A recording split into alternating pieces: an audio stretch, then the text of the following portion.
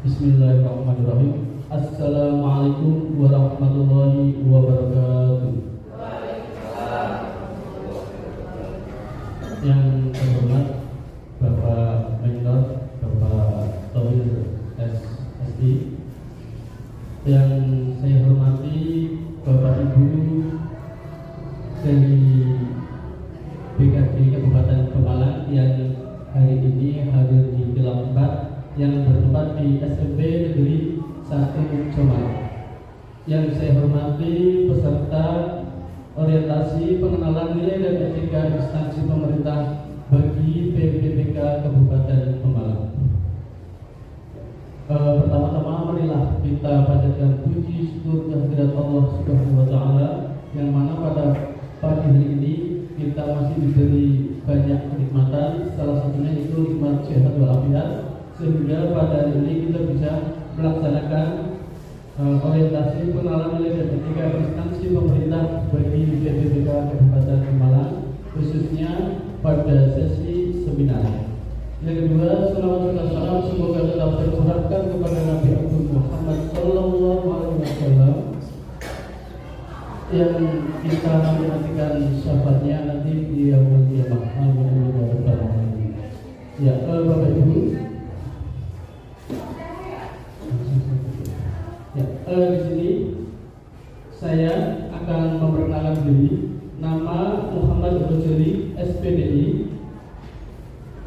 Jabatan Guru Ahli Pertama, Guru Mapel Pendidikan Agama Islam. Unit kerjanya di SD Negeri Ambobulan, Kecamatan Jombang. Atasan atau kepala sekolah Ibu Siti Mundrika, SPD SG. Langsung saja pada seminar kali ini saya akan menyampaikan di bab 4, yaitu rencana hasil kerja PPPK. Tujuan instansi unit kerja di SD Negeri Ambobulan yaitu unggul dalam berprestasi berdasarkan iman dan takwa, ilmu pengetahuan dan teknologi, serta budaya bangsa Indonesia yang berwawasan nasional dan global. Rencana hasil kerja pimpinan yaitu ada beberapa poin. Di situ terlaksananya peningkatan kualitas praktik pembelajaran guru, terkelolanya pelaksanaan pembelajaran yang berfokus pada implementasi KOSP, terkelolanya kegiatan pengembangan kompetensi guru dan tenaga kependidikan, tersusunnya KOSP yang berorientasi pada peningkatan pembelajaran serta partisipatif. Ya. Dari rencana hasil kerja pimpinan yang saya ambil yaitu terlaksananya peningkatan kualitas praktek pembelajaran guru. Di situ saya ada 5 kegiatan untuk menunjang RHK dari pimpinan tersebut. Yang pertama, meningkatnya praktek manajemen kelas yang berfokus pada penerapan disiplin positif. Yang kedua, meningkatnya kualitas proses pembelajaran pada peserta didik. Yang ketiga, meningkatkan kompetensi guru mapel pendidikan agama Islam. Yang keempat, meningkatkan penggunaan teknologi dalam pembelajaran. Dan yang kelima, meningkatkan karakter positif peserta didik.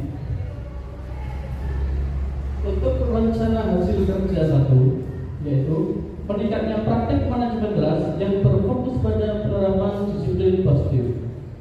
Ya, di sini aspek dan indikator kerja individu ada kuantitas, kualitas, dan waktu.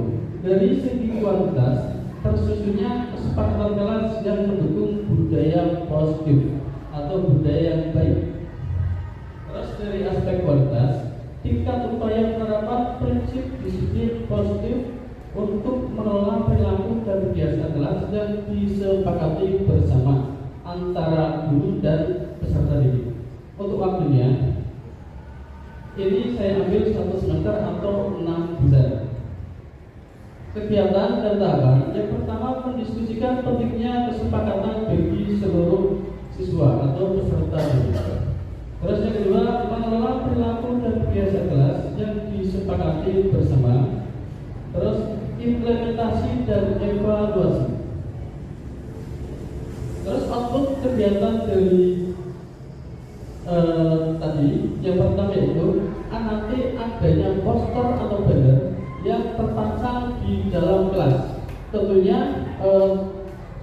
mudah dilihat oleh semua siswa maupun guru. Terus mengembangkan program khusus bagi siswa, yaitu ketika ada siswa yang melaksanakan kesepakatan kelas tersebut, maka dari saya itu akan memberikan reward atau penghargaan yang mana bisa memberikan umpan balik yang bagus bagi peserta didik. Terus untuk yang ketiga, terlaksananya kesepakatan kelas dan dievaluasi secara bersama. Lah di sini kesepakatan kelas tersebut nanti akan kita evaluasi, mungkin untuk rentang waktunya bisa 1 minggu atau 2 minggu. Yang mana jika ada kesepakatan kelas yang melaksanakan bagus, nanti akan kita beritahu kepada siswa, dan apabila ada kesepakatan kelas yang tidak terlaksana oleh siswa, itu nanti akan kita refleksikan. Apa sih kenapa kok ada siswa yang tidak melaksanakan kesepakatan, padahal kesepakatan tersebut tadi sudah kita sepakati bersama. Nah, di situ nanti peran guru untuk mencari solusi supaya kedepannya siswa bisa melaksanakan kesepakatan tersebut dengan baik. Terus selanjutnya, penerapan nilai-nilai berakhlak. Yang pertama, saya akan mencari referensi dan dasar penyusunan kesepakatan. Ini termasuk ke aspek kompeten. Yang kedua, saya berkoordinasi dengan sesama rekan untuk bersama-sama memantau kesepakatan kelas yang telah dibuat. Ini masuk aspek kolaboratif. Terus saya akan melaporkan hasil kesepakatan kelas kepada atasan kami, yaitu kepala sekolah. Ini masuk pada aspek loyal. Ya.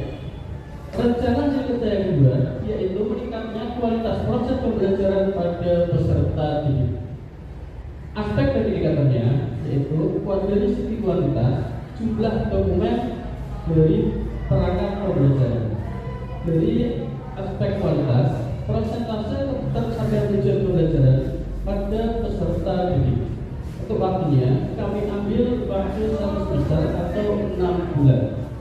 Kegiatan dan tahapan yang kami lakukan, yang pertama, merancang modul ajar yang sesuai dengan silabus. Tentunya ini sesuai dengan kurikulum yang sudah ditetapkan oleh pemerintah. Yang kedua, menentukan metode pembelajaran yang sesuai dengan materi pendidikan agama Islam. Yang ketiga, melakukan asesmen dengan baik dan menyeluruh atau penilaian. Untuk kegiatan yang pertama, modul ajar yang tersusun dengan baik dan sistematis. Yang kedua, menguasai metode-metode pembelajaran. Jadi akan saya lakukan metode apa yang tepat untuk materi yang akan saya ajarkan. Yang ketiga, mendapatkan informasi. Itu saja pemaparan dari saya, ya, Bapak Ibu. Terima kasih. Sesi selanjutnya yaitu sesi tanya jawab. Barangkali ada peserta yang ingin menanyakan tentang paparan yang dijelaskan oleh Bapak Hussein.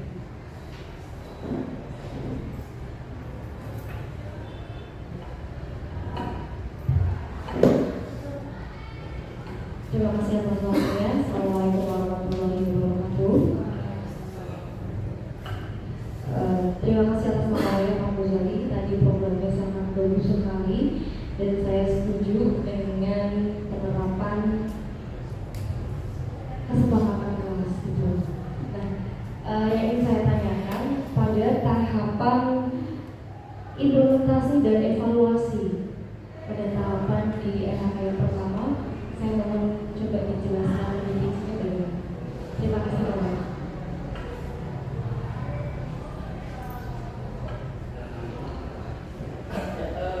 Iya, Bapak Ibu yang tadi Ibu Iva tanyakan. Di sini pada RHK 1 yaitu kegiatan dan tahapan yang poin 3. Di sini ada implementasi dan evaluasi. Nah, ini maksudnya jadi sebelum kita memberikan suatu kesepakatan kelas itu ada beberapa tahapan. Yang pertama yaitu kita sosialisasikan kepada peserta didik. Juga bila memungkinkan kita sosialisasikan juga dengan orang tua atau wali. Nah, jika kesepakatan itu sudah kita sepakati bersama, maka kesepakatan tersebut itu akan kita buat aturan dalam pembelajaran. Contohnya misalkan ketika mau pembelajaran, kondisi kelas harus sudah bersih. Nah, ini bisa menjadikan suatu kesepakatan yang bagus. Supaya apa? Supaya ketika belajar itu nyaman, dari peserta didik nyaman, Bapak Ibu yang mengajar juga nyaman, akhirnya bisa membantu mencapai tujuan pembelajaran dengan semaksimal mungkin. Terus selanjutnya yaitu penerapan kesepakatan. Ketika kesepakatan itu sudah kita sepakati, maka kita akan implementasikan, kita terapkan dalam kesehariannya ketika proses belajar mengajar. Nah, jika ada siswa yang mungkin tidak melanggar kesepakatan tersebut, maka akan kita refleksikan. Kenapa sih siswa ini kok tidak melaksanakan kesepakatan yang sudah kita sepakati bersama? Nah, dari refleksi tersebut itu nanti dari Bapak Ibu guru akan memberikan solusi. Ya. Terus ketika ini sudah berjalan, selanjutnya kita evaluasi. Dari evaluasi itu jenjangnya berkala, bisa dalam waktu 1 minggu, 2 minggu, dan selanjutnya. Nah, itu dari evaluasi tersebut nanti kita akan mempunyai nilai-nilai atau gambaran dari kesepakatan tersebut sejauh mana keberhasilan kesepakatan yang sudah disepakati bersama. Ya, mungkin itu jawaban dari saya.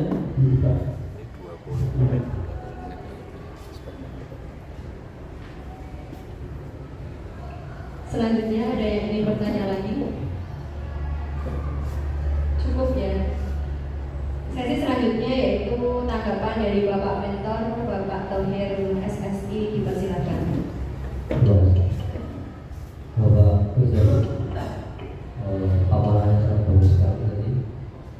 Kemudian saya lihat naskahnya juga lengkap, penerapan nilai berakhlaknya juga sudah tercakup di dalamnya. Kemudian ada beberapa hal yang perlu ditambahkan di sana di RHK yang kedua di bagian kegiatan dan tahapan.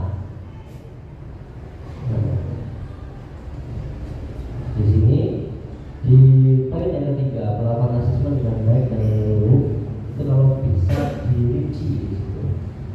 Karena asesmen pada praktek pembelajaran itu kan ada asesmen awal, ya kan, kemudian sumatif, formatif. Karena di sini kita perlu, ketika kita meningkatkan proses pembelajaran itu harus ada yang namanya asesmen awal. Kita bisa menilai siswa sejauh mana kompetensi awal dia, apalagi tadi ngajarnya di kelas atas, apakah bawah? Semuanya, oh iya semuanya. Kalau jauh berarti kadang-kadang pakainya berarti kalau ngajar di kelas 1 sampai kelas 6 ditambah lagi satu lagi asesmennya, asesmen diagnostik. Ya. Tetapi kalau ngajar di kelas atas itu cukup asesmen awal, karena asesmen diagnostiknya seharusnya dilakukan di kelas bawah, ketika kelas 7 kelas 1 masuk kelas 1. Di asesmen diagnostik itu nanti ada outputnya. Outputnya adalah informasi awal tentang gaya belajar peserta didik di sana. Ketika peserta didik kita sudah tahu gaya belajar modelnya yang bagaimana, maka itu akan membantu kita ketika merancang modul ajar. Di sini kan ada kegiatan yang merancang modul ajar di situ poin 1. Itu karena ngajarnya kelas 1 sampai 6 berarti asesmennya ditambahi. Ketika ngajar kelas 7 harus ada asesmen diagnostik. Kemudian di kelas 2 sampai kelas 6 harus ada asesmen awal semuanya. Itu saja tambahan dari saya. Terima kasih. Ya, terima kasih atas tambahannya dari Bapak Iqbal.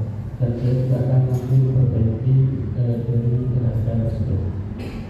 Ya, terima kasih Bapak Ibu. Mungkin itu saja pemaparan seminar dari saya. Mohon maaf apabila ada kata-kata atau tingkah laku saya kurang berkenan di hati Bapak Ibu. Saya mohon maaf dengan saya ikhlas. Akhirul kalam, wabillahi taufiq wal hidayah.